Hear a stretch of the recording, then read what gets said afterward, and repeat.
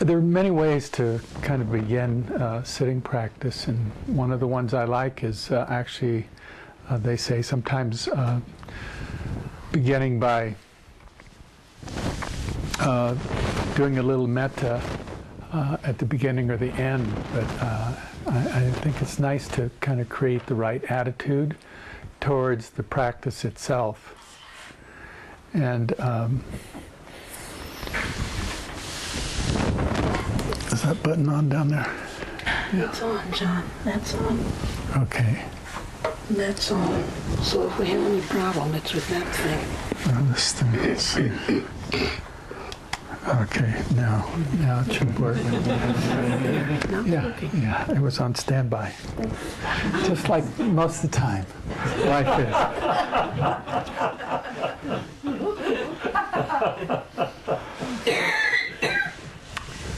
So again, this practice of, it's really bringing right attitude to practice, And sometimes, many times in my life, I know I just, if I can do a little metta right at the beginning of practice, and which really creates the right atmosphere for the practice itself, Other times, sometimes I'm really scattered and I just have to count my breath. So I will say that, So we'll just start with just a little bit of metta, and just bring the attention to the heart. Just breathe into the heart and have some kindness and love for yourself, There's only one of you that's, ever been made in time. That's pretty far out, And you have this, you have Buddha nature. It kind of comes with the territory.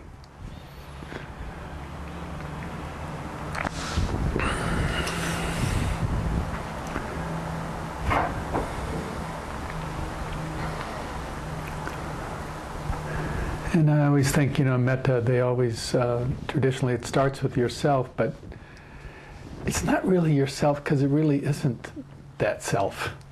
That's just a rotating thing, It's like a little crystal that light kind of bounces off all the time. So actually, you are ultimately a reflection of all beings. So to bring some kindness and metta to yourself is ultimately like a crystal. It goes in all directions. So to hold yourself in this kind of esteem is fundamental,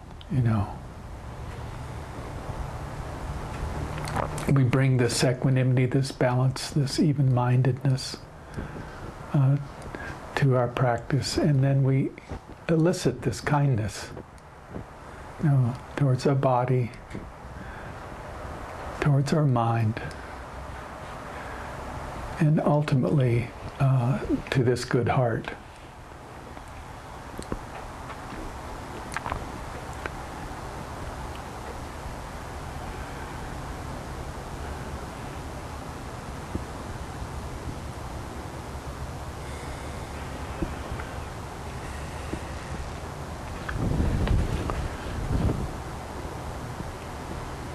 Just breathing in and out of the heart.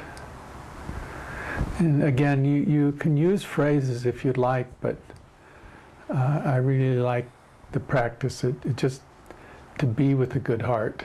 So a being practice of kind of ultimate empathy and kindness, which when we hold ourselves in this esteem, so we hold all beings.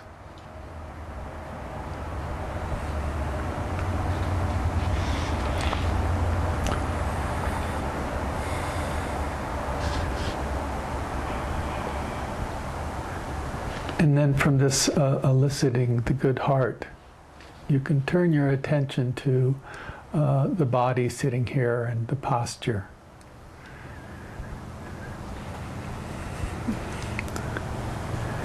And getting that sense, I love Buddha images. They're so regal and upright and dignified. And so we bring that regal and that kind of that dignified posture to our sitting. Again, if it's possible, to tilt the pelvic slightly forward, little curve in the lumbar.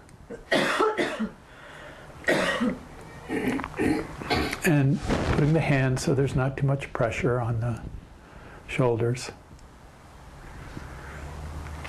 And opening the chest, pulling the shoulder blades a little closer.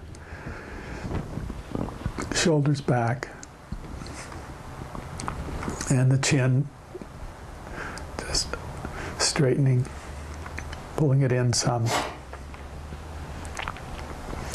And then this is really called what the arousing factor of keeping you awake is the posture. Remembering to you'll slump, and then you remember and you kind of bring yourself back up. But ultimately, this posture is the most relaxing posture once the muscles are attuned to this.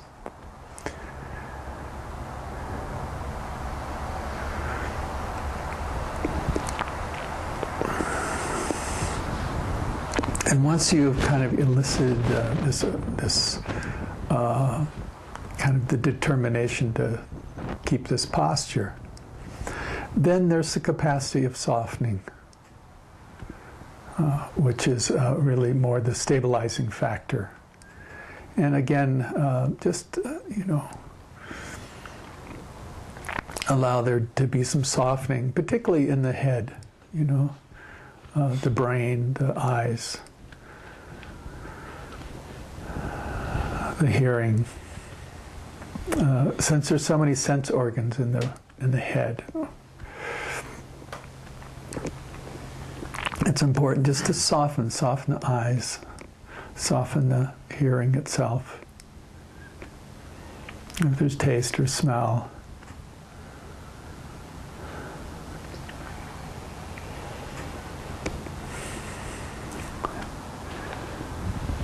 And around the eyes, the forehead, the jaw,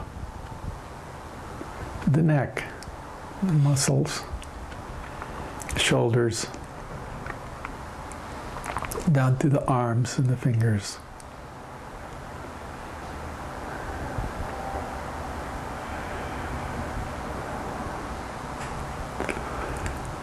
Just in placing the mind in the body, that contact between mind and body, there's a sense of relaxing that happens, sense of softening. Oh, I know you. I know you. Thank you for taking care of me. And then just move on down through the whole torso, belly, down through the hips and the buttocks and the thighs and the legs, all the way down to the tip of the toes. This whole body, just bring some ease, some relaxation to it. And so the practice is always a dance between the arousing factors of sometimes bringing a deeper breath or straightening the posture.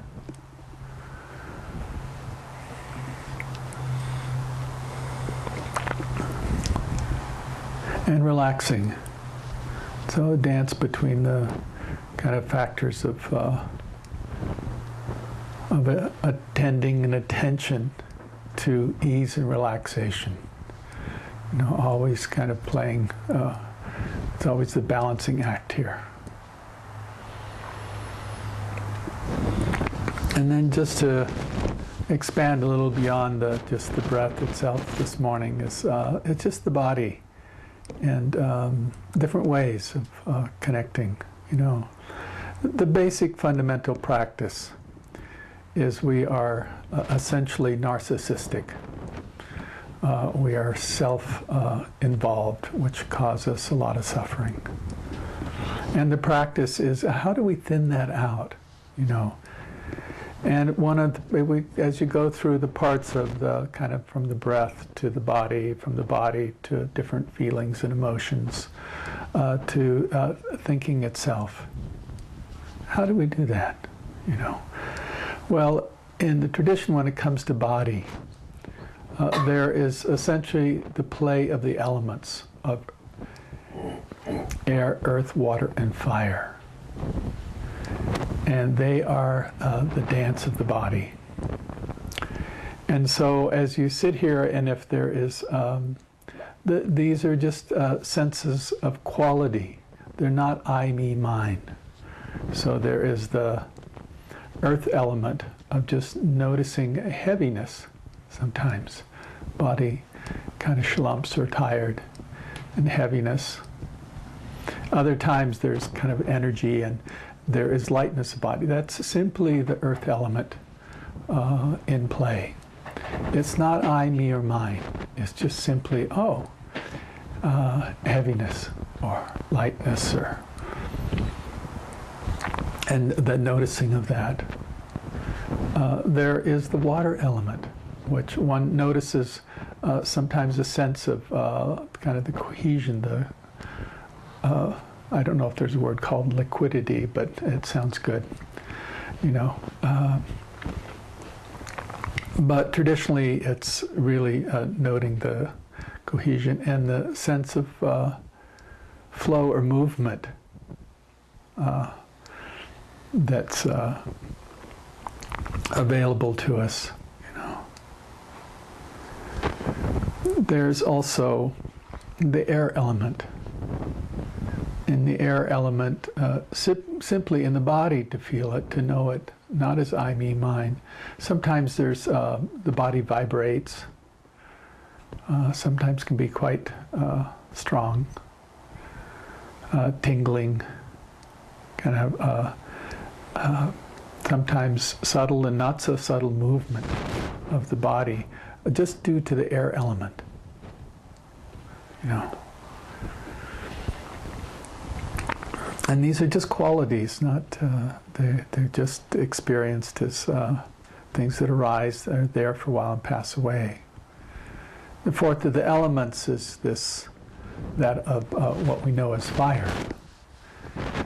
And fire sometimes, it's like early morning, maybe it's cold, so there's a sense of that, maybe a chill, or the awareness of the coolness on the skin.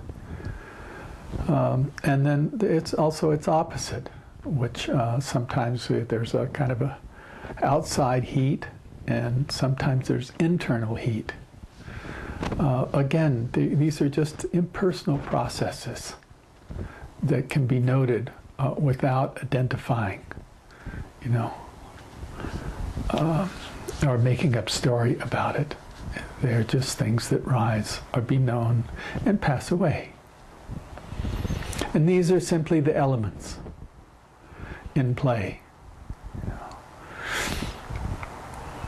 Sometimes there's a strong, we'll just call it discomfort in the body, sometimes the neck or the back or the shoulders, the lower back, sometimes from different injuries. And the practice is, first of all, when it becomes too much, we'll just say too much, then the decision is made to move, to relieve that on some level. And this is not good or bad. This is simply that we can use that as a kind of a mindfulness experiment to simply, once we make that decision.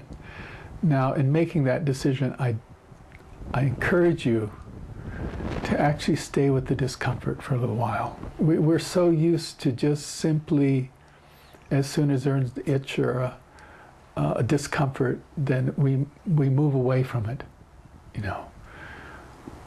And the practice here is just wait a little while. Stay with it for a little while, you know. Sometimes it has the nature to arise. I always see that in itches, you know. They arise and sometimes they bring a tremendous amount of energy and they pass away, you know. And I never moved, you know. Other times, sometimes I moved. It's okay. But the idea is that we stay attentive to what it is that's occurring. That's the fundamentals here. So there's no point in this retreat that you aren't practicing. All of this is practice. Way to be attentive, you know. And there's no right or wrong in this practice. There's just showing up and staying awake. So again, you each have your practices. Many of you have practiced, for a long time. So I just go through these to maybe for the older students just re-identify with it, and for the newer students just to again look at how to practice with it.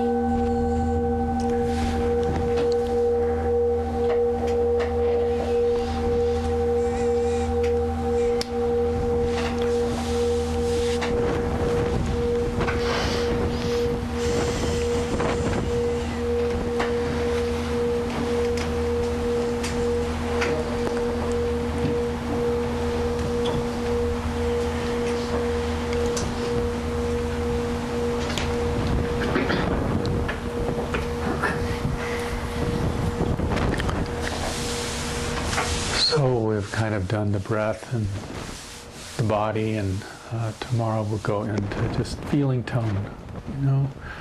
So much of our reactivity is based on our feeling tone, just watching the heart-mind, and then thinking, wow, what a twip we're on.